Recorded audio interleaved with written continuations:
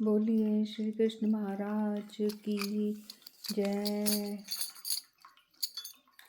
छोटी छोटी गैया छोटे छोटे ग्वाल, छोटी छोटी गैया छोटे छोटे ग्वाल, बीच में मारो मदन गोपाल। छोटी छोटी गैया छोटे छोटे ग्वाल, छोटी छोटी गैया छोटे छोटे ग्वाल, बीच में मारो मदन गोपाल, बीच में मारो मदन गोपाल। बोलो राधा कृष्ण की जय। 18वां अध्याय। गोपियों के उद्गार तथा उनसे विदा लेकर उद्धव का मथुरा को लौटना। बरिष्मती पुरी की गोपियों ने कहा, अहो, प्रलय के समुद्र में वाराह रूपधारी महात्मा श्री हरि ने कृपा पूर्वक जिसका उद्धार किया था, उसी पृथ्वी को मारने के लिए आदिराज पृथु के रूप में वे उसके पीछे दौड़े। दयालु होकर भी वे निर्दयता के लिए उद्यत हो गए। अतः कभी कठोर होना और कभी कृपा करना इन श्री हरि का स्वभाव ही है। लता रूपा गोपियाँ बोली, विश्व के वैद्य महात्मा धन्वंतरी पूर्व काल में अमृत कलश के साथ समुद्र से प्रकट हुए, किंतु उन्होंने वह अमृत अपने हाथ से नहीं बांटा, परंतु जब उसके लिए देवता और असुर आपस में वैर बांधकर युद्ध के लिए उद्यत हो गए, तब कलहा प्रिय श्री हरि ने स्वयं मोहिनी नारी का रूप धारण करके वह सुधा केवल देवताओं को पिला दी। नागेंद्र कन्या रूपा गोपियों ने कहा, दंडक नामक महावन में इन श्री हरि को श्री राम में देखकर शूर्पणखा उन्हें अपना पति बनाने की इच्छा से उनके पास आई थी, किंतु लक्ष्मण सहित इन्होंने उस बेचारी के नाक कान काटकर कुरूप बना दिया। ये कैसी निष्ठुरता है, उसने इनका क्या बिगाड़ा था। समुद्र कन्या रूपा गोपियाँ बोली, जो प्रतिदिन सैकड़ों घरों में जाती और लोगों को सुख दुख दिया करती, वह चंचला लक्ष्मियों इन श्री हरि के पास न जाने सब किया और सुशीला बनकर कैसे टिकी हुई है। अप्सरा रूपा गोपियों ने कहा, सखियों, इनके प्रति प्रीति करने से रावण की बहन को अपनी नाक और कानों से हाथ धोना पड़ा था, अतः उनकी बात छोड़ो। इन्होंने तुम्हारे ऊपर उससे भी अधिक कृपा की है कि नाक कान छोड़ दिए। दिव्य रूपा गोपियाँ बोली, ये राजा बलि से बलि लेकर सर्वेश्वर है और इन्हें बांध कर भी दयालु हैं। मुक्ति के नाथ होकर भी इन्होंने अपने भक्त बलि को नीचे सुतल लोक में फेंक दिया। इनकी कथा से आश्चर्य होता है। अदिव्या गोपियों ने कहा, पूर्व काल में शतरूपा के साथ मनु शांत भाव से तपस्या करते थे। उस समय दैत्यों ने उन्हें बहुत बाधा पहुंचाई। तत्पश्चात उन दयानिधि श्री हरि ने आकर उनकी रक्षा की। पहले दुख देना और पीछे आंसू पोंछना इनका स्वभाव है। सत्व वृत्ति रूपा गोपियाँ बोली, भक्त ध्रुव और प्रहलाद ने पहले बहुत कष्ट पाया, तदंतर उन्होंने कृपा पूर्वक उनकी रक्षा की। हमारे जो दीन वत्सल प्रभु पहले किसी की रक्षा नहीं करते, कष्ट भुगतान के बाद ही करते हैं। रजोगुण वृत्ति रूपा गोपियों ने कहा, रुक्मा, हरिश्चंद्र और अम्बरीश इन साधु शिरोमणि नरेशों के सत्य की परीक्षा करके ही श्री हरि ने उन्हें पुनः भगवती समृद्धि प्रदान की। हमारे भी प्रेम की परीक्षा ली जाती हो। तमोगुण वृत्ति रूपा गोपियाँ बोली, जिन छली बलि श्री हरि ने पूर्व काल में वृंदा को छला था, इन्हीं को आज छलमयी और बलवती कुब्जा ने छल लिया। जैसे को तैसा मिला। कटार या कृपानिका एक ही ओर से टेढ़ी होती है, तथापि बहुत से लोगों का घात करती है। इधर कुब्जा तो 3 जगह से टेढ़ी है, उसे 3 जगह से टेढ़े श्री कृष्ण मिल गए। फिर वह कितनों की घात करेगी, कुछ कहा नहीं जा सकता।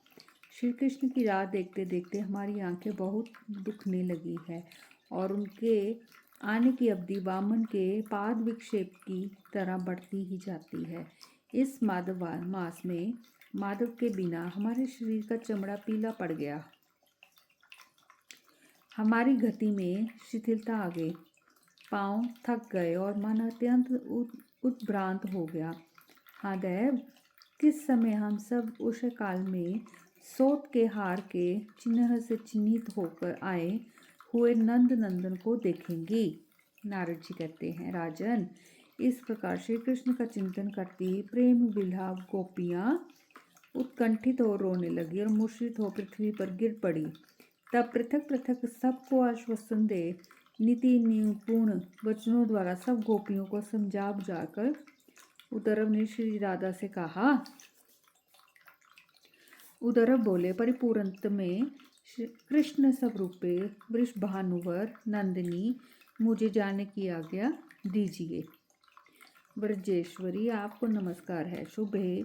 महात्मा श्री कृष्ण को उनके पत्र का उत्तर दीजिए। इसके द्वारा शीघ्र ही उनके चरणों में प्रणाम करके मैं उन्हें आपके पास ले आऊँगा। श्री नारद जी कहते, राजन, तदंतर राधा तुरंत ही लेखनी और मसी पात्र लेकर समाचार का चिंतन करने लगी। तब तक उनके नेत्रों से अश्रु वर्षा होने लगी। श्री राधा ने जो जो पत्र हाथ में लेकर उसे लेखनी से संयुक्त किया, वह उनके नेत्र कमलों के नीर से भीग गया। श्री कृष्ण दर्शन की लालसा से अंशुधारा बहती हुई कमल नयनी राधा से विस्मित हुए उद्धव ने कहा। उद्धव बोले, राधे, श्री राधे, आप कैसे लिखती हैं और कैसे दुख प्रकट करती हैं, ये सब कथा आपके लिखे बिना ही मैं उनसे निवेदित करूँगा।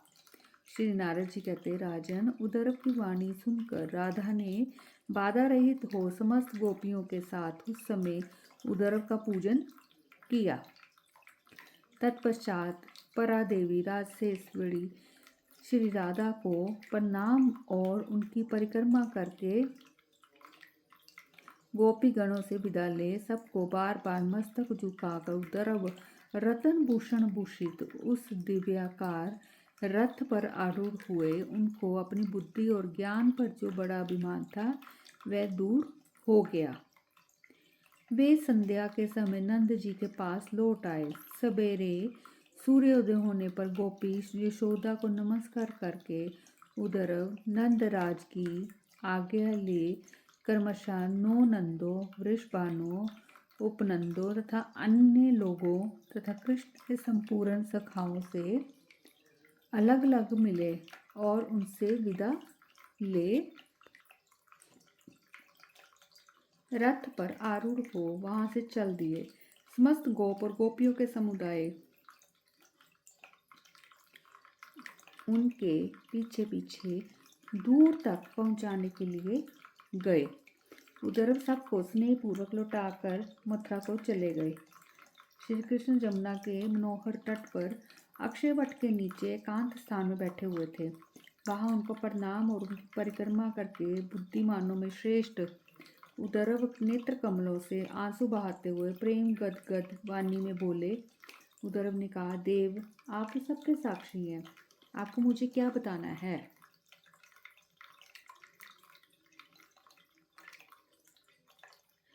आप राधिका और गोपियों का कल्याण कीजिए, उन्हें दर्शन दीजिए। मैं देव देवेश्वर श्री कृष्ण को तुम्हारे पास ले आऊँगा। ऐसी बात मैंने उनसे कही है, कृपा निधे मेरे इस वचन की रक्षा कीजिए। भक्तों के परमेश्वर, जैसे आपने प्रहलाद और रुक्मा अंकित की, बलि और खटवाक की तथा अम्बरीश और ध्रुव की प्रतिज्ञा रखी है, उसी प्रकार मेरी की हुई प्रतिज्ञा की भी रक्षा कीजिए। 19वां अध्याय। श्री कृष्ण का उद्धव के साथ ब्रज में प्रत्यागमन और यमुना तट पर गौओं का उनके रथ को चारों ओर से घेर लेना, गोपों के साथ उनकी भेंट, नंदगांव में से नंद राय जी एवं यशोदा का गोपों एवं गोपियों को लेकर गाजे बाजे के साथ उनकी अगवानी के लिए निकलना तथा सबके साथ श्री कृष्ण का नंद नगर में प्रवेश। बोलिए श्री कृष्ण महाराज की जय। ओम नमो भगवते वासुदेवाय नमः। ओम नमो भगवते वासुदेवाय नमः। ओम नमो भगवते वासुदेवाय नमः। ओम नमो भगवते वासुदेवाय नमः। ओम नमो भगवते वासुदेवाय नमः। ओम नमो भगवते वासुदेवाय नमः। ओम नमो भगवते वासुदेवाय नमः। ओम नमो भगवते वासुदेवाय नमः। ओम नमो भगवते वासुदेवाय नमः। ओम नमो भगवते वासुदेवाय नमः। ओम नमो भगवते वासुदेवाय नमः। ओम नमो भगवते वासुदेवाय नमः। बोलिए श्री कृष्ण महाराज की जय।